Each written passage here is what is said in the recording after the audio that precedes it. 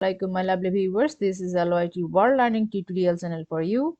Today in this tutorial I am going to show you how to set on dynamic lock sign in option in Windows 11. So for this case I will go to the search option here.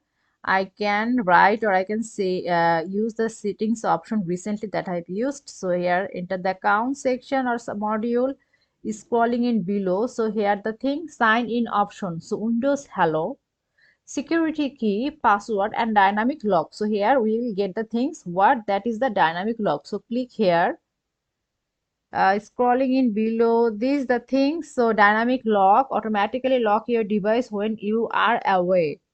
So scrolling this and I will allow this thing. See, is not working because Bluetooth is off. So when on PC go to Bluetooth, so the thing has been my laptop has a Bluetooth off. So let's check where this is on.